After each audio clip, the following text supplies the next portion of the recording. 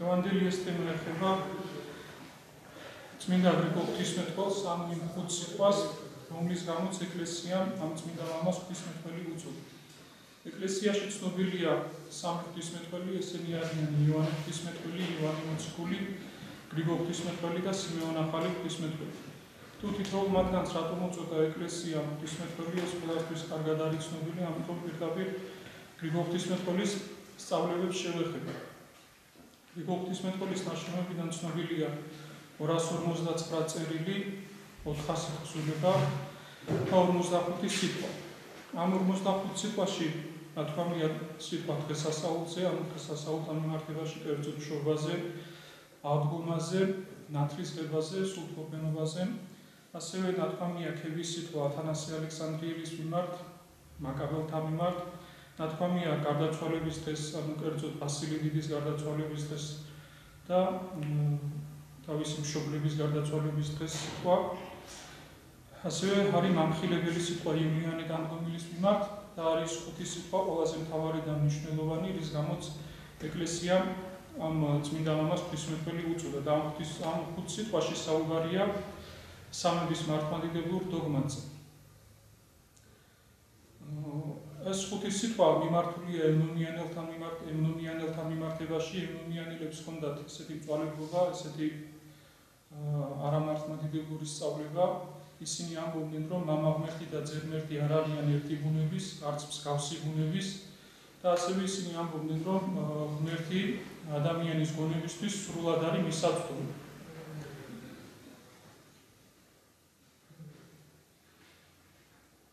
პირველი თავი არის ერთგვარი შესავალი, ამ შესავალში საუბარია იმაზე, თუ ვის აქვს უფლება, ანუ ვინ უნდა ღვთისმეტყველოს, ვინ უნდა ისაუბროს ღმერთზე. პირველ რიგში ადამიანი, რომელიც ღვთისმეტყველებს და ღმერთზე საუბრობს, ის ამაღლებული უნდა იყოს გონებით, ამასთანავე ამ უნდა განსაზღვროს ის, რომ არა ყოველთვის ისაუბროს ან არც ყველასთან მიმართებაში და არც ყველაფერზე, არამედ მკაცრად უნდა იყოს განსაზღვრული, როდის ისაუბროს ღმერთთან, ვისთან ისაუბროს ღმერთთან და რაზე, ანუ რა ზომით ისაუბროს ღმერთზე. პირველ რიგში ღვთისმეტყველი ადამიანი, ანუ ადამიანი, რომელიც ღმერთზე საუბრობს, ის გამოცდილი უნდა იყოს ცხოვრებით, მას თავისი ცხოვრება განვლილი უნდა ჰქონდეს შემეცნებასა და ჭვრეტაში და რაც ყველაზე მთავარი და მნიშვნელოვანია, ასეთი ადამიანი უნდა იყოს განწმენდილი. და თუ განწმენდილი არ არის, მაშინ განწმენდის პროცესში მაინც უნდა იმყოფებოდეს, ან უნდა მოღვაწეობდეს როგორც ხორციელად, ასევე სულიერად იმისათვის, რომ განიწმინდოს. რადგანაც ადამიანი, რომელიც უწმინდურია, უწმინდურისთვის წმინდასთან შეხება ისეთივე მავნებელია, როგორც სნეული თვალისთვის სისხლის ყურება. როდის უნდა ისაუბროს ადამიანმა ღმერთზე? ადამიანმა მაშინ უნდა ისაუბროს ღმერთზე, როცა მისი გონება იმყოფება შვიდ მდგომარეობაში. ასევე ის თავისუფალი უნდა იყოს ყოველივე ხორციელი აღძვრისაგან და მისი გონება განთავისუფლებული უნდა იყოს როგორც მატერიალური და ნივთიერი წარმოქმნისაგან და ამავდროულად როგორც დავით მეფსალმონი ამბობს, მოიცალე და ფულის მაყავთ უფალიო, ანუ მოცლილი უნდა იყოს ასეთი ადამიანის გონება, ანუ განთავისუფლებული უნდა იყოს მიწიერის საზღუნავებისაგან იმისათვის, რომ ღვთის შემეცნებასა და ღვთის ჭვრეტაში გაატაროს დრო. ვისთან უნდა ისაუბროს ადამიანმა ღმერთზე? ადამიანმა სახარებაში ვიცით, რომ არის ესეთი სიტყვები, ნუ დაუბრით ღორებს მარგალიტს, ანუ ეს ნიშნავს იმას, რომ ყველასთან ღმერთზე საუბარი არ არის მიზანშეწონილი და ადამიანი და ღვთისმეტყველი იმას უნდა ესაუბრებოდეს ღმერთზე, ვინც მოწადინებულია და გულმოდგინედ ეძებს იმას, რომ რაც შეიძლება უფრო მეტად გაიგოს ღმერთი და არა ისეთ ადამიანთან, რომელიც მზად არის ღვთის სიტყვა მოისმინოს რაიმე დროს ტარების, სანახაობის ან საკუთარი ნებების დაკმაყოფილების შემდეგ. რაზე და რა ზომით უნდა ისაუბროს ადამიანმა ღმერთზე? იმ ზომით, ანუ პირველ რიგში იმაზე უნდა ისაუბროს, რასაც თვითონ წვდება გონებით. და აუცილებლად უნდა გაითვალისწინოს მსმენელის მდგომარეობა, ანუ რამდენად დამტევნელია ის ამ ღვთის სიტყვის. ღვთისმეტყველი არის ის ადამიანი, ვინც უშუალოდ ხედავს ღმერთს და შემდეგ საუბრობს ღმერთზე. და ეს საუბარი ჩემი კონკრეტულად არ არის ღვთისმეტყველება, ეს არის უბრალოდ არის ის, რასაც წმინდა გრიგოლ ღვთისმეტყველი საუბრობდა ღმერთზე, იმის ასე ვთქვათ გადმოცემა და არა ღვთისმეტყველება. გრიგოლ ღვთისმეტყველის ეს სიტყვა არ უნდა გავიგოთ ისე, თითქოს ის გრძალავდეს ღვთისხსოვნას, არამედ ის ამბობს, რომ ღვთისხსოვნა უფრო მეტად აუცილებელია და საჭიროა ადამიანისთვის ვიდრე სუნთქვა და ამის მეთ სხვას არც კი უნდა აკეთებდეს ადამიანი არაფერს. გრიგოლ ღვთისმეტყველი ეწინააღმდეგება არა მუდმივ ღვთისხსოვნას, არამედ უდროო დროს და ზომაზე მეტ ღვთისმეტყველებას.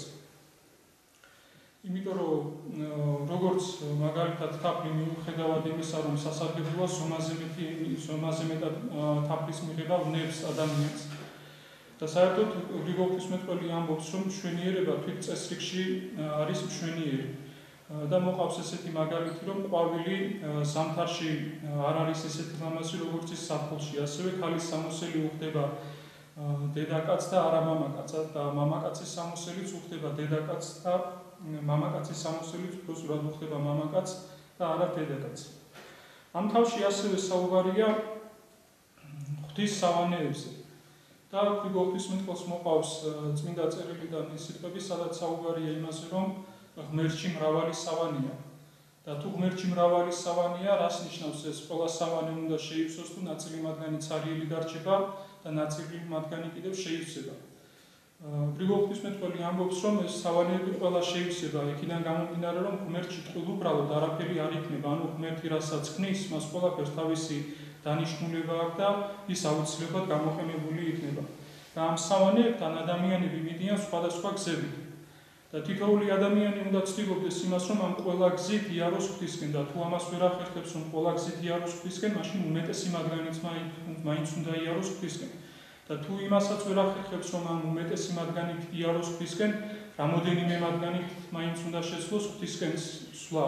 და თუ ამასაც ვერ ახერხებს, მაშინ უპირატესად ერთი რომელიმე გზით მაინც უნდა იაროს ღვთისკენ. გრიგოლ ღვთისმეტყველი ამბობს, რომ გზა ერთია და ვიწრო. რას ნიშნავს გზა ერთია და ვიწრო? გზა ერთია ნათქვამია სათნოებასთან მიმართებაში, იმიტომ რომ სათნოებაც ერთია. და სხვა დანარჩენი არის ამ სათნოების სხვადასხვა ფორმები, სხვადასხვა სახეობები. და გზა ვიწროა ნიშნავს იმას, რომ ამ გზაზე ადამიანი შრომითა და მოღვაწეობით მიდის. და შესაბამისად ადამიანი, რომელიც საკუთარ ნებებს ემსახურება, ასეთი ადამიანისთვის ამ გზაზე სიარული შეუძლებელი იქნება. მეორე თავში საუბარია ღვთის ბუნებაზე და იმაზე, რომ ღვთის ბუნება მიუწვდომელია. გრიგოლ ღვთისმეტყველი ამ თავს იწყებს იმით, რომ ის ამბობს, ეხლა როდესაც სიხარულით მივდივარ ღვთისკენ, სწორედ მაშინ სურს დამავდროულად მეშინიაო ღრუბელში შესვლის. და ვინც აარონი არისო, დადგეს ჩემთან ახლოს, ოღონდ დაკმაყოფილდეს იმით, რომ ღრუბელს გარეთ იქნება, ვინც ხუცეს დაგანია, დადგესო აარონთან ახლოს, ხოლო ვინც ერის წარმომადგენელია, ეს ხალხი დადგესო მთის ძირას. და იქიდან ისმინონო ღვთის სიტყვა. გრიგოლ ღვთისმეტყველს შედარებითი მაგალითი მოყავს ძველი აღთქმიდან, სადაც ვიცით, რომ მოსე როდესაც ავიდა სინას მთაზე, იქ ღმერთი ჩამოვიდა ღრუბლის სახით, მოსე შედის ღრუბელში და იქ ესაუბრება ღმერთს. აარონი კიდე დგას ღრუბელს გარეთ და ხალხი კიდე ელოდება მთის ძირას. აქ ყველაფერს თავისი ისეთი დატვირთვა და მნიშვნელობა აქვს. ღრუბელში თუ რა ხდება შიგნით, ამას ადამიანი თავისი თვალით ვერ ხედავს. ანუ ღრუბელი არის ღვთის ის იდუმალი, ის დაფარული, რასაც ყველა ადამიანი ვერ წვდება. არამედ წვდებოდნენ ისეთი დიდი მამები, როგორიც იყო მაგალითად მოსე, გრიგოლ ღვთისმეტყველი, ვასილე დიდი და სხვა ესეთი მამები, რომლებიც გამოირჩეოდნენ ისეთი განსაკუთრებული ცხოვრების წესით.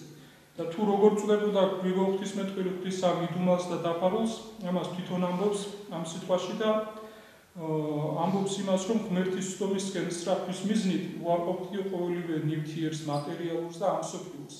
და საკუთარ თავში ჩაღრმავებით თვითითხილ მაღლებოდიო ღმერთამდე. და სწორედ ამის გამო იყო, რომ გრიგოლ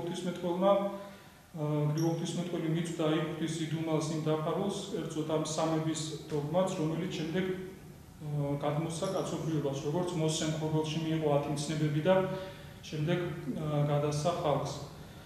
რაც შეეხება აარონსა და იმ ხალხს, რომელიც მთის ძირას იყვნენ, ესენი არიან ის ადამიანები, რომლებიც საკუთარი ღირსებისა და საკუთარი განწმენდისამებრ ვიღაცა უფრო მეტად ახლოს არის ღმერთთან და ვიღაცა კიდევ უფრო შორს არის ღვთისგან. ამის შემდეგ გრიგოლ ღვთისმეტყველს მოყავს კიდევ ერთი მაგალითი, ერთი შედარება ძველი აღთქმიდან, ის ამბობს, რომ როდესაც მზერა ღმერთს მივაფარიო, მაშინ მიხილეო ღვთის ზურგი, როგორც მოსე მიხილა ღვთის ზურგი. ღვთის ზურგი ნიშნავს ღვთის იმ ბოლოს, იმ განაპირას, რაც ყოველ ქმნილებაში ჩანს. და ღვთისმშობლება არის ის, რასაც ღვთის შემდეგ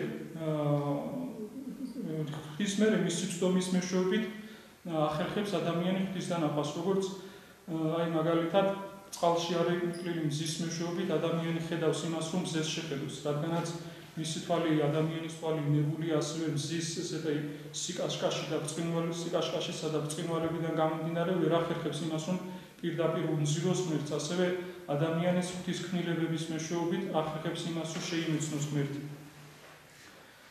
გრიგოლ ღვთისმეტყველს ამის შემდეგ მოყავს ერთ-ერთი ელინელი ფილოსოფოსის პლატონის სიტყვები. პლატონი თავის ტიმეოსში ამბობს იმას, რომ ღვთის ჩაცდომა რთულია და გამოთქმა კიდე შეუძლებელია. და გრიგოლ ღვთისმეტყველი ამბობს, რომ პლატონის ამ სიტყვებში ჩანს ერთგვარი მისი ცვიერება. და ცვიერება მდგომარეობდა იმაში, რომ როცა პლატონი ამბობს, რომ ღვთის ჩაცდომა რთულია, ამით პლატონმა თქვა ის, რომ მე ღმერთს მივწვდი. მაგრამ როცა ამბობს ის, რომ მისი გამოთქმა შეუძლებელია, ამით მან თქვა ის, რომ თავიდან უпроსტად თავიდან აირი და ის, რომ არ გამომჟღავნებულიყო მისი სიცრუე, იმიტომ რომ თუ იმას კითხავდნენ, გითხარი როგორია ღმერთი, შესაბამისად ის ვერ ახსნიდა და ვერ ისაუბრებდა ღმერთზე სწორად და მართებულად. ამიტომ თქვა, რომ გამოუთქმელია, რომ არ გამჟღავნებულიყო მისი ეს სიცრუე. გრიგოლ ღვთისმეტყველი კი ამბობს, რომ ღვთის როგორც გამოთქმა შეუძლებელია, ასევე მისი ცდომაც შეუძლებელია. რადგანაც თუ კი ადამიანი რაღაცას თავისი გონებით მიწვდება, ის აუცილებლად შეძლებს იმას, რომ გადმოსცეს ის. თუ კი სრულყოფილად ვერ შეძლებს მის გადმოსცემას, რაღაცა დონით მაინც, ანუ შედარებით სუსტად მაინც, შედარებით უფრო ნაკლები ფორმით მაინც მოახერხებს ამას. ღვთის ცდომაში ადამიანს პირველ რიგში ხელს უშლის მისი სხეული. ანგელოსები, რადგანაც ადამიანზე უფრო აღმატებული ბუნებისანი არიან, ამიტომ და უფრო მეტად არიან ახლოს ღმერთთან და მათ სხეული არ უშლით ხელს, აქედან გამომდინარე ისინი უფრო სრულყოფილად ხედავენ ღმერთს, ვიდრე ადამიანები. და ანგელოსები საკუთარი დასისამი უფრო ვიღაცა უფრო მეტად ხედავს და სრულად ღმერთს, ვიღაცა კიდევ უფრო ნაკლებად. ანუ როგორც ვიცით, ანგელოსებში არის 9 დასი და უპირატესი დასის ანგელოზი უფრო მეტად ხედავს ღმერთს, ვიდრე უდარესი დასი. და რაც შეეხება ადამიანს, ადამიანები არათუ ხილავის ცდომას ახერხებენ სრულყოფილად, არამედ თვით ხილულის ცდომაც კი არ შეუძლია ადამიანს ბოლომდე. და რადგანაც ღვთაება მიუწვდომელია ადამიანის გონებისთვის და ღვთაება მიუწვდომელია ადამიანის გონებისთვის, იქიდან გამომდინარე, რომ ღვთის ბუნება თავად არის მიუწვდომელი და ადამიანს კიდევ ვერ ძლაუც ის, რომ ჩაწვდეს მას ბოლომდე. და თუ კი ადამიანი ბოლომდე ჩაწვდება ღვთის ბუნებას, ღმერთი გამოდის, რომ იქნება შემოსაზღვრული და ეს იქიდან გამომდინარე თვითონ რაღაცის გაგება და რაღაცის წვდომა უკვე შემოსაზღვრულობის ფორმაა. და რადგანაც ღმერთი არ არის შემოსაზღვრული, აქედან გამომდინარე ადამიანის გონებაც ვერ ჩაწვდება მას. წმინდა წერილში არის უამრავი ისეთი მაგალითები წმინდა მამებთან მიმართებაში, რომლებაც ღმერთი იხილეს, მაგრამ არც ერთ მათგანზე არ არის ნათქვამი ის, რომ მათ ღმერთი სრულად დაიტიეს და სრულად მიწვდნენ. კერძოდ მაგალითად აბრაამი, რომელიც მზად იყო, რომ საკუთარი ძე შეეწირა ღვთისთვის, მან სამება ადამიანის სახით დააპყრა. და არცად არ არის ნათქვამი ის, რომ აბრაამმა ღმერთი სრულად დაიტია და სრულად ჩაწვდა მას. ასევე ელია თესვიტელი, რომელმაც მთაზე იხილა ღმერთი, ის ამბობს, რომ აღნიშნულია, რომ ილიამ იგრძნო ღვთის ყოფობა და არა უმეტესი ამისა და ელია თესვიტელი კიდე ზეცაში აღკაცებული იქნა ცეცხლოვანი იეტყით. და ამ ყველაფერში ჩანს ის, რომ ელია თესვიტელი იყო ისეთი განსაკუთრებული ღვთის მადლით და ნიჭით დაჯილდოვებული ადამიანი, რომელიც ღირსი გახდა იმისა, რომ სიკვდილი არ უგებია და ისე ხორციელად ზეცად იქნა აღკაცებული. ასევე პეტრე და პავლე მოციქულები, რომლებიც მოციქულთა თავები არიან, პეტრე, როდესაც პეტრესთან მაცხოვარი მიდის, პეტრე ეუბნება, ჩემგან უფალო რამე კაცი ცოდვილი ვარო. პავლე მოციქული კიდე, რომელიც მე-13-მდე იყო იქნა აღკაცებული, ამბობს, ახლა ვხედავ სარკი და ბუნდოვნა და შემდეგ კიდე პირისპირო. და საბოლოოდ თავად მაცხოვარი ამბობს სახარებაში იმას, რომ თქვენთვის ბევრი რამ აქვს სათქმელი, მაგრამ ვერ დამტენელი ხართო ამ ყველაფერს. ეს ყველაფერი მეტყველებს იმას, რომ ადამიანის გონება ვერ ახერხებს იმას, რომ ღვთის ბუნებას მიწვდეს და შეიმეცნოს ღმერთი სრულიად. აქედან გამომდინარე, მიუწვდომელია არა ის რომ ღმერთი არსებობს, არამედ ის რომ თუ რა არის ღმერთი. და ამ ორ რამის შორის ძალიან დიდი სხვაობა ერთი იყო დარწმუნებული რაიმეს არსებობაში და მეორე იმაში თუ რა არის ის. ადამიანები რომლებიც რომელიც ღმერთს ეძებს და ვერ პოულობს, ასეთი ადამიანი შემდეგ ცდილობს იმას, რომ რაიმე ხილული ქმნილება გაიხადოს ღმერთად. ან კიდევ აკვირდება ხილულ სამყაროს და მისი სილამაზის, ცომის და შემეცნების მეშვეობით უნდა ჩაცვლეს ღმერთს, მაგრამ ხშირ შემთხვევაში ისე ხდება, რომ იმდენად იტაცებს ადამიანს ეს ხილული მშვენების და სილამაზის ყურება, რომ შემოქმედი საერთოდ ხედელობის მიღმარჩება და შემოქმედის ნაცვლად იწყებს ქმნილების თაყვანისცემას და შემოქმედის ნაცვლად ტკბება ქმნილები. და სწორედ ეს იყო მიზეზი იმისა, რომ ადამიანებმა ხილული ქმნილებები გაიხადეს ღმერთებად, ზოგმა მზე, ზოგმა მთვარე, ზოგმა კიდე სტიქიონები და ვიღაცამ კიდე ცხოველები. და საბოლოოდ ადამიანი იმ დონემდე დაეცა, რომ თვით ამ ხილულ ქმნილებებს, რომლებიც ღმერთებად გაიხადეს, ადამიანებსაც კი წირავდნენ და გრიგოლ ღვთისმეტყველი ამბობს, რომ ვინ უფრო სიზრგისია ის ქმნილება, რომელიც ადამიანის უნური ქმნილება, რომელიც ადამიანმა ღმერთად გაიხადა, თუ თავად ასეთი ადამიანი, რომელიც ამას ჩადის. რა თქმა უნდა, ის ადამიანი უფრო დარწმუნების ღირსია, რომელმაც უგუნური არსება ღმერთად გაიხადა. და ეს იყო, როგორც წმინდა მამა ამბობს, ეშმაკის ერთ-ერთი ისეთი დიდი ხრიკი, რომელმაც სიკეთე ბოროტებისკენ წარმართა. სიკეთე იყო ის, რომ ეს ადამიანები ღმერთს ეძებდნენ. და ბოროტება იყო ის, რომ ეს ადამიანები არასწორად ეძებდნენ ღმერთს და ეშმაკმა გამოიყენა მათი ეს მდგომარეობა და გადაჭრა ჯოჯოხეთის უცხულში. ისევე როგორც ადვილია ბრმა ადამიანი, რომელიც გზას ეძებს, ადვილი შესაძლებელია და ძალიან მარტივად შეიძლება, რომ გადაჭრა ხრამში. ასევე გააკეთა ეს ეშმაკმა და ეს გზააბნეული და დაბრმავებული ადამიანები ჯოჯოხეთის უცხულში გადაჭრა. მესამე და მეოთხე თავებში საუბარია სამების მეორე ჰიპოსტაზზე, ძეზე, იმ განსხვავებით, რომ მესამე თავში საუბარია სამების მეორე პირზე ძეზე და მეოთხე თავში კიდე საუბარია უკვე განკაცებულ ძეზე, ანუ მაცხოვარზე. ამ თავში გრიგოლ ღვთისმეტყველი ამბობს, რომ აკრძალვა ძალზედ მარტივია, ანუ ადვილია, რომ ადამიანს რაღაცა აუკრძალო და რაღაცაზე უთხრა მოიზამა მას, მაგრამ რთულია ადამიანს ამ აკრძალვაზე აზრის შეაცვლები უნდა მიაწოდო სწორი მოსაზრება. და პირველ რიგში გონიერ ადამიანს და ღვთისმოშიშ და მით უმეტეს სასულიერო პირს მართებს არა ის, რომ ადამიანს რაიმე აუკრძალოს, არამედ ის, რომ ამ აკრძალვის შესახებ სწორი და მართალი აზრი მიაწოდოს და შეაცვლებინოს აზრი. და მისთვის ეს აკრძალულად კი არ უნდა დარჩეს, არამედ თვითონ უნდა მიხვდეს და უნდა დაინახოს, თუ რატომ აუკრძალეს მას ის და რატომ არ უნდა შეეხოს ამ აკრძალვას. ერთ-ერთი უძველესი შეხედულება ღმერთზე, რომელიც ელინელ ფილოსოფოსებს ახასიათებდათ, იყო შემდეგი: უმთავრობობა, მრავალმთავრობობა და ერთმთავრობობა. უმთავრობობა საუცილებლად მოყვება ქაოსი, მრავალმთავრობობა ჯერ გადადის უმთავრობობაში და ამის შემდეგ მოყვება უწესრიგობა და ქაოსი, ხოლო რაც შეეხება ერთმთავრობობას, ერთმთავრობა ეს არ არის ერთი ღირსეული პიროვნების ქვეშ მოქცეული ხელისუფლება, არამედ ეს არის რამოდენიმე თანაბარი ღირსების, თანაბარი ძალის, თანაბარი უფლებების მქონე პიროვნების ქვეშ მოქცეული ხელისუფლება, რასაც ჩვენ უწოდებთ სამებას, ანუ მამას, ძეს და სულიწმინდას. მამა შობს და გამოვალს უნებოდ, უსხეულოდ და არადროში. ძე იშვება, სულიწმინდა კიდე გამოვალს. ერთ-ერთი ისეთი საკამათო საკითხი, რაც ემონიანელთა მხრიდან იყო დასმული, იყო შემდეგი: თუ ძე და სული თანამარადიული არიან მამისა, თანადაუსაბამონი რატომ არ არიან მისი? თანადაუსაბამონი არ არიან, ეს აღნიშნავს იმას, რომ ჯერ მამა იყო და მამის შემდეგ შემოვიდა ძე, ანუ მამის შემდეგ დაიწყო ძის მყოფობა. ის რაც დაუსაბამოა, მარადიულია და რაც მარადიულია, ის შეიძლება არც იყოს დაუსაბამო. მაგალითად, დაუსაბამოა ღმერთი და ის მარადიულია. მაგრამ მარადიულია ანგელოზი და ადამიანთა სულები, მაგრამ ისინი არ არიან დაუსაბამონი, იმიტომ რომ მათ საწყისი აქვთ. და ძეს და სულიწმინდა საწყისი აქვს მამაში. ანუ ძე იშვება მამისგან, სულიწმინდა კიდე გამოდის მამისგან.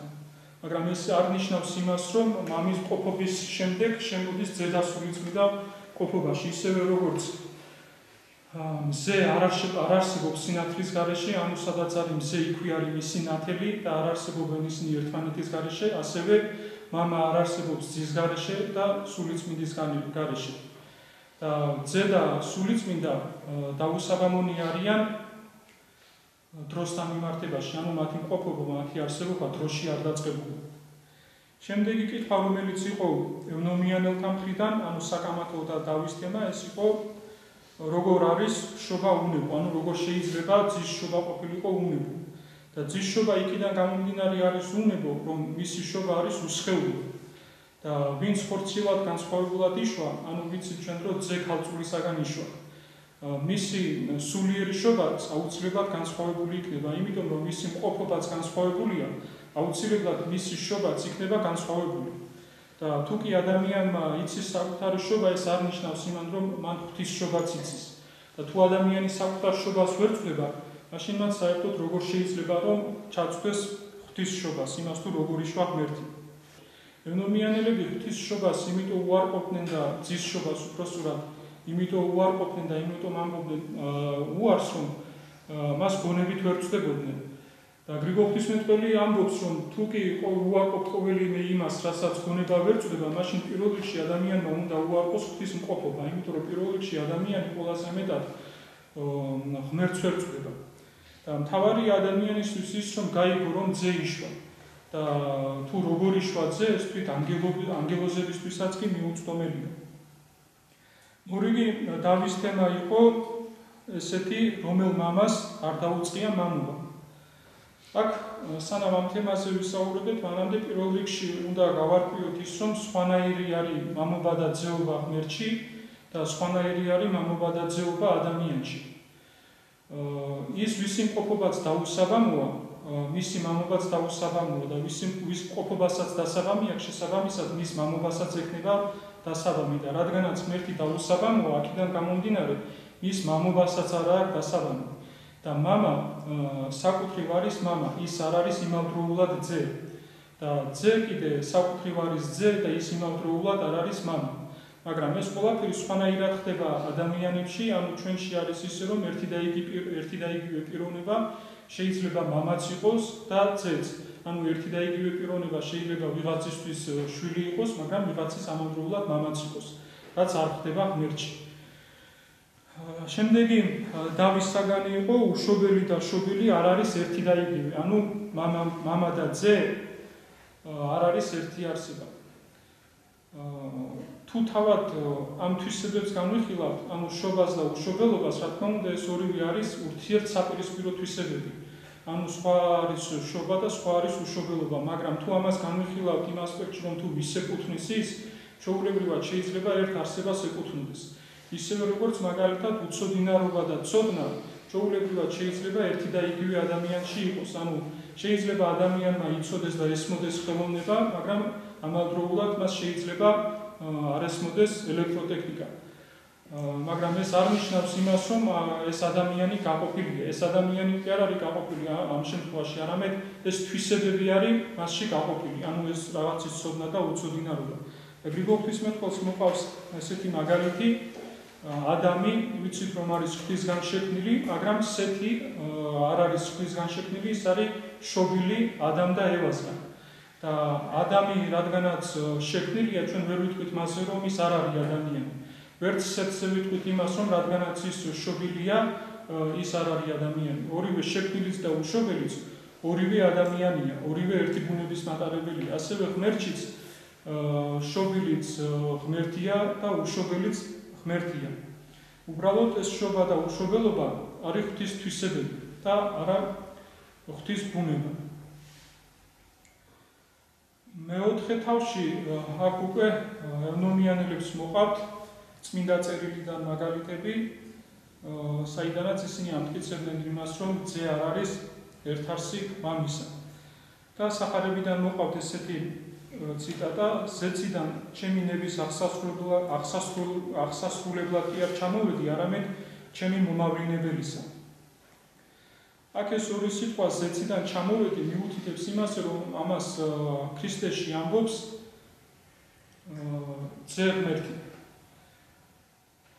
ამას რომ ამბობს ქრისტეში ადამიანური ბუნება, მაშინ ეს საკითხი ძალზედ მარტივი იქნებოდა, იმიტომ რომ ჩვენ ვიცით სახარებაში ადგილი, სადაც ქრისტეში ადამიანური ბუნება გამოხატავს თავის ნებას, კერძოდ, როცა ის ამბობს ამარიდე სასურველი ესი, მაგრამ იმავდროულად იქვე ამბობს არა როგორც მივნებას, არამედ როგორც შენ. და რადგან აქ ამ სიტყვებს ზეციდან ჩემი ნების აღსასრულებლად კი არ ჩამოვედი, არამედ ჩემი მომავლინებელის ამ სიტყვებს ამბობს ძე ღმერთი, აქ საკითხი ცოტა უფრო სხვანაირად არის. კერძოდ იმითი, რომ ეს არ ნიშნავს ეს სიტყვები იმას, რომ ძეს მამისაგან განსხვავებული ნება აქვს, არამედ ეს ნიშნავს იმას, რომ ჩემს ნებას კი არ აყვასურებ, არამედ იმ ნებას, რომელიც მეც და შენც ერთი გვაქვს. ანუ როგორც ღვთაებრივი ბუნება მამასა და ძეს ერთი აქვს, მათ ნებელობაც ერთი აქვს. და ამაზრით არის ეს სიტყვები ნათქვამი, ესე ამბობს გრიგოლ ღვთისმეტყველი. შემდეგი კიდევ ერთი კამათის და დავის თემა რაც იყო სახარებიდან, იქ რამოდენიმე თემა იყო, მაგრამ ეს არის ერთ-ერთი კიდევ ისეთი მნიშვნელოვანი, არის ესეთი არავინ იცის ბოლო ჟამი, რაც არც ანგელოზებმა, არც ძე, მხოლოდ მამამ. ანუ აქ საუბარია იმაზე, იცოდა თუ არ იცოდა მაცხოვარმა ბოლო ჟამის შესახებ. და თუ სახარებას გავიხსენებთ, იქ მაცხოვარს დაწვრილებითაა გაღწევილი, თუ როგორ და რა ვითარება იქნება ბოლო ჟამის დროს. იქ ამბობს მაცხოვარი, რომ მზე შეწყვიტავს, მზე აღარ გამოსცემს თავის ნათელს, არც მთვარე, ვარსკვლავები ჩამოწვივდებიან, ანგელოზები სახლში დაბერავენ, ძე კაცისა ღვთის ღურბელზე დიდებით მომავალი გამოჩნდება. ანუ დაწვრილებითაა გაღწევილი, თუ რა ვითარება და როგორ იქნება ბოლო ჟამი. და შეუძლებელია, რომ იმ ადამიანმა, რომელმაც იცის თუ რა ვითარება და როგორ მოვა ბოლო ჟამი, მან არ იცოდეს რა დროს იქნება ეს ბოლო ჟამი. ეს გავს ისეთ რამეს, რომ კაცი მაგალითად უყურებდეს კედლის წინ და ხედავდეს რაღაცას და იცოდეს მისი მყოფობა და ვერ ხედავდეს კედელს და არ იცოდეს იქ კედლის არსებობა. ან კიდევ შეიძლება ესეთ რამეს შევადაროთ, რომ ადამიანმა შეიძლება მაგალითად იცოდეს როდის თავდება დღე და არ იცოდეს როდის იწყება ღამე. ეგ ისეთი რამეა, რომ ამ ერთის ცოდნას ბუნებრივად მოყვება მეორის ცოდნა. აქ გრიგოლ ღვთისმეტყველი ამბობს, რომ ძემეს უცოდინარობა მიიწერა როგორც ადამიანმა და არ შეიძლება რომ მას არ ცოდნოდა ის როგორც ღმერთს, ანუ არ ცოდნოდა ბოლო ჟამის შესახებ როგორც ღმერთს. მეხუთე თავი, ეს არის ბოლო საღვთისმეტყველო სიტყვა, სადაც საუბარია სულიწმინდაზე, ანუ სამების მესამე ჰიპოსტაზზე. სული ჭეშმარიტებისა, რომელიც მამისაგან გამოვალს, ასე არის სახარებაში ნათქვამი სულიწმინდაზე და გრიგოლ ღვთისმეტყველი ამბობს, რომ რადგან ის მამისაგან გამოვალს და რადგან ის არ არის შობილი, ის ღმერთია. იმიტომ რომ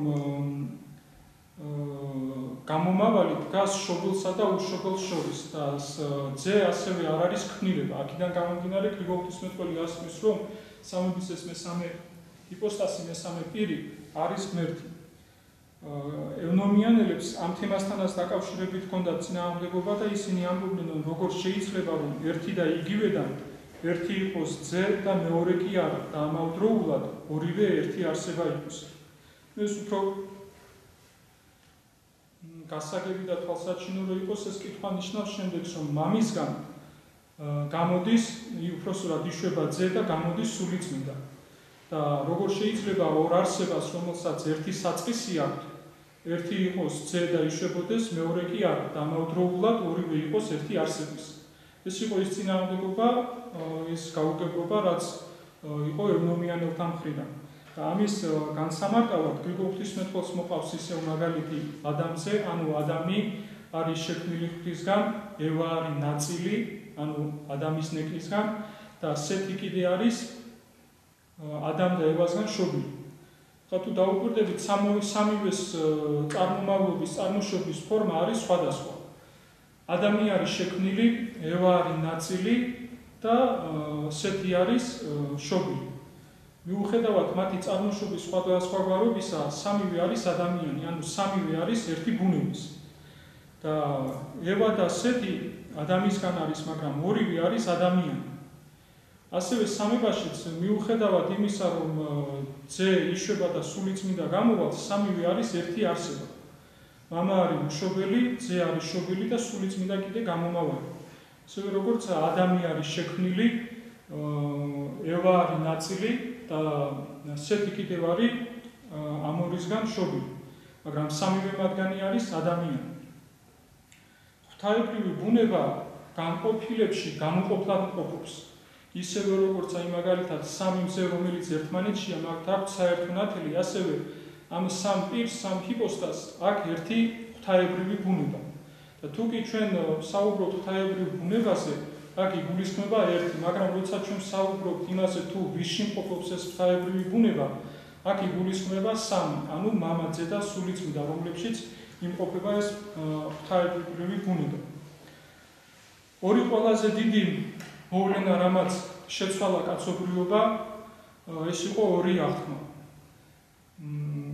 ანუ რამაც ყველაზე უფრო მეტად მოახდინა ფერისვალება კაცობრიობაში. ეს იყო ერთი, როდესაც ადამიანი კერპებიდან რჯულამდე მოვიდა და მეორე იყო, როცა უკვე რჯულიდან სახარებამდე მოვიდა. და მესამეს გრიგოლ ღვთისმეტყველი ამბობს, დავძენო არიო, როცა ადამიანი აქაურიდან იქაურამდე მივალ. აქ აღსანიშნავია ის, რომ ეს აღთქმები არ შემოსულა ერთბაშად, ანუ ერთდროულად, ანუ ამ აღთქმების მიღება, ორივე აღთქმის მიღება მოხდა თანდათანობით. ეს იმიტომ, რომ ადამიანს დაინახა, რომ მას კი არა იძულებენ ამ აღთქმის მიღებას და შესვლას, არამედ ადამიანი უნდა დარწმუნებულიყო იმაში, რომ მას შეაგონებენ და არ წუნებენ, რომ მიიღოს უპირატესი აღთქმა. და ადამიანს უნდა ინახა ის, რომ ეს არ ხდებოდა იძულებით. რადგანაც ის რაც იძულებით ხდება, ის არ არის მტკიცე, არამედ მტკიცე არის ის, რასაც ადამიანი საკუთარი ნებით, საკუთარი გადაწყვეტილებით ღებულობს. და ღმერთმა ეს ტრადიციები და ეს რჯული ნაწილი შეცვალა, ნაწილი კიდე დატოვა. ისევე როგორც ექიმი, რომელიც გრიგოლ ღვთისმეტყველი ამბობს, ეს იმიტომ მოხდაო, რომ ისევე როგორც ექიმი, რომელიც ავადმყოფს წამალს აწვის რაიმეში შეზავებულად, იმისათვის რომ ეს წამალი არ იყოს მწარე, იმისათვის რომ ამ ხალხს არ გაჭირებოდა იმ ტრადიციების უარყოფა, რომელიც საუკუნეების მანძილზე გათავისებული ჰქონდათ, ამიტომ თანმიმდევრულად, თანდათანობით ხდება ამ ყველაფრის შეცვლა. კერძოდ პირველი ის, რომ ღმერთმა აკრძალა კერპები. ჩვენ ვიცით, რომ ადამიანმა დაცემის შემდეგ ადამიანი იმ დონემდე მივიდა, რომ კერპების თაყვანისცემა დაიწყო და პირველი რაც ღმერთმა აკრძალა, ეს იყო კერპები და დატოვა მსხვერპლშეწირვა. მეორე იყო ის, რომ ღმერთმა გააუქმა მსხვერპლშეწირვა და დაუტოვა წინადაცვება. და ვინც ერთხელ ამ შეცვლას დაექვემდებარა, მას უკვე აღარ გაუჭირდა დათმობილის კიდევ ერთხელ დათმობა. და აქედან გამომდინარე მოხდა ის, რომ ზოგმა ჯერ თავიდან დათმო კერპი, შემდეგ მსხვერპლშეწირვა, შემდეგ წინადაცვება და ასე თანმიმდევრულად ღმერთმა ადამიანები წარმართობიდან იუდეველობამდე მოიყვანა და იუდეველობიდან კიდევ ქრისტიანობამდე. გრიგოლ ღვთისმეტყველი ამბობს, რომ აქ ცვლილება ხდება ერთის მეორითის შეცვლით, ანუ უპირატესის მიღებით. და შემდეგ მოყავს ამის საპირისპირო მაგალითი, სადაც ცვლილება ადამიანში ხდება არა რაიმეს შეცვლით, არამედ შემატებით. ანუ კერძოდ ის, რომ ადამიანი სრულყოფილებას ღებულობს უფრო უპირატესის მიღებით და არა უარყოფით. მაგალითად, ძველ აღთქმაში იყო მამა და არ იყო განცხადებული ძის შესახებ. ახალ აღთქმაში კიდევ უკვე ცხადდება ძე და შემდეგ უკვე ძე მიუთითებს სულიწმინდაზე. ეს ხდება იმიტომ, რომ როდესაც სანამ ადამიანს მამა არ ყავდა ღმერთად აღიარებული, მაშინ არ იყო უსაფრთხო ის, რომ გაცხადებულიყო ძე. და როდესაც ადამიანმა მამა აღიარა ღმერთად, უკვე ამის შემდეგ ხდება ძის განცხადება. და სანამ ადამიანი ძეს არ აღიარებდა ღმერთად, მანამდე არ იყო ასევე უსაფრთხო ის, რომ დამშრომლებულიყო სულიწმინდა. და როგორც კი ადამიანმა ძე აღიარა ღმერთად, ამის შემდეგ უკვე ცხადდება სულიწმინდა და დღეს ადამიანი სულიწმინდის მეშვეობით ახერხებს განათლებას. ეს ყველაფერი იმიტომ ხდებოდა, რომ ზომაზე მეტი, როგორც ზომაზე მეტი საკვების მიღება მავნებელია ადამიანისთვის, ასევე ზედმეტად ისეთი რთული სწავლებების მიღება და შეგონება ადამიანისთვის რთული იქნებოდა, ვერ დაიკებდა. ამიტომ ხდება ის, რომ სამების ნათელი თანდათან უცხადდება ადამიანს. ეს არ ნიშნავს იმას, რომ სამების ნათელს ემატებოდა რამე, არამედ ეს ნიშნავს იმას, რომ თვითონ ადამიანში ატულობდა სამების დაანახვის უნარი. ისევე როგორც აი მზე მაგალითად, რომელიც ამოდის, რაც უფრო მეტად ამოდის მზე, მით უფრო მეტად მჟღავნდება მისი ნათელი. მაგრამ ეს არ ნიშნავს იმას, რომ მზეს შეემატა ნათელი, მზეს არაფერი არ შემატებია, არამედ უბრალოდ ადამიანის თვალისთვის, რაც უფრო მეტად ამოდის მზე, მით უფრო მეტად დასანახი ხდება მისი ნათელი. ასევე მოციქულებზე სულიწმინდის გარდამოსვლა ხდება თანმიმდევრულად. პირველი არის სახარების დასაწყისში, როცა აცხვარი აგზავნის მოციქულებს სნეულთა განსაკურნავად, აძლევს მას ძალას სნეულთა განსაკურნავად, მიცვალებულთა აღსადგენად და ასე შემდეგ. მეორე ხდება ამაღლების შემდეგ, როდესაც მაცხოვარი მოდის მოციქულებთან და შთაბერავს და ეუბნება მიიღეთ სულიწმინდა. და მესამე სულიწმინდის გარდამოსვლა უკვე არის ცეცხლოვანი ენების სახით, როცა გამოდის მოციქულებზე სულიწმინდა. და ბოლოს გრიგოლ ღვთისმეტყველი ამ მეხუთე თავში და საერთოდ ამ ხუთი საღვთისმეტყველო სიტყვის ბოლოში საუბრობს იმაზე, რომ ბევრი ვიფიქრე და ვეძებეო ისეთი მაგალითი, რომელიც შეიძლებოდაო სამებისთვის მინესადაგებინაო, ანუ ისეთი მაგალითი, რომლის მეშვეობითაც შეიძლებოდა რაღაცა შედარება გაეკეთებინა სამებასთან მიმართებაში, მაგრამ რადგანაც სამება ერთადერთი არსებაა და არ არის სხვა მისი მსგავსი არსება, არც ქმნილებაში, არც არსად, აქედან გამომდინარე შეუძლებელია ის, რომ ადამიანმა მოძებნოს რამე ისეთი მაგალითი, რაც შეიძლება მიესადაგებოდეს სამებას. იმიტომ რომ სამება ერთადერთია და სხვა მისი მსგავსი არსება არ არსებობს, მაგრამ გრიგოლ ღვთისმეტყველს აქ მაინც მოყავს გამოდენიმე მაგალითი, ისეთი ტრადიციული მაგალითები, როგორც თვითონ ამბობს, ერთი არის სათავე, წყარო და დინება. მაგრამ ამ მაგალითში არის ისეთი დადებითი მხარეები, რაც შეიძლება შევადაროთ სამებასთან, მაგრამ აქ ამას თავისი უარყოფითი მხარეც, რაც საერთოდ არ მიესადაგება სამებას. დადებითი არის ის, რომ წყარო, სათავე და დინება გამოყოფლად არის, ანუ ერთად არის, ასევე მამაძე და გამოყოფლად არიან. მათი ღვთაება, მათი ბუნებაც გამოყოფილია. მომდევნო, რაც შეიძლება ასევე ახასიათებელი იყოს როგორც სამებისთვის, ასევე ამ მაგალითისთვის არის ის, რომ მუდმივი თანამყოფობა, ანუ წყარო, დინება და სათავე მუდმივად ერთად არიან. როგორც სამება გამოყოფლად და მუდმივად ერთად არის, მაგრამ უარყოფითი იყო ის, რომ გრიგოლ ღვთისმეტყველი ამბობს, შემოშინდაო რაიმე დინება არ შემომეტანაო ღმერთში, როგორც აი წყარო მიედინება, ასევე ღმერთში არ ხდება ის, რომ რამე დინება მიმდინარეობდეს მაშინ, ამიტომ ამ მაგალითის მოყვანა არ იყო უსაფრთხო და გრიგოლ ღვთისმეტყველი თავს იკავებდა.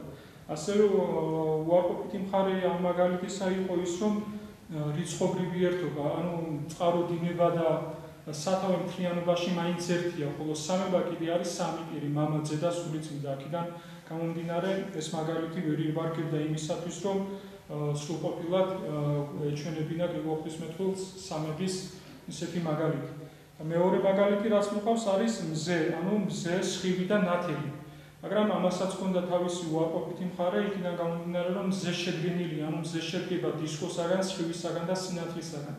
და სამება კიდევ არ არის შედგენილი, არამედ იქ მამაძე და სულიწმინდა ცალკეული პირები არიან. ასევე მზის მაგალითი კიდევ იმიტომ არ ვარგოდა, რომ მზეში სხივი და სინათლე არ არიან საკუთრივ მზე. და სამებაში კიდე მამაც ღმერთია, ძეც ღმერთია და სულიწმინდაც ღმერთია. და საბოლოოდ ამ ხუთ სიტყვაში, ამ ხუთ საღვთისმეტყველო სიტყვაში გრიგოლ ღვთისმეტყველი ამბობდა ერთ-ერთ მოსაზრებას, ერთ-ერთ აზრს, რომ ქრისტიანობაში, ანუ მართლმადიდებლობაში არის ის, რაც ადამიანის გონება წვდება, რაც ცოდნით შეიძლება, რასაც ცოდნით შეიძლება ადამიანი მიცვეს და არის ისეთი რაღაცები, რასაც ადამიანის გონება ვერ წვდება და მან ის რწმენით უნდა მიიღოს. ანუ რწმენა არის ამ ცოდნის შემავსებელი.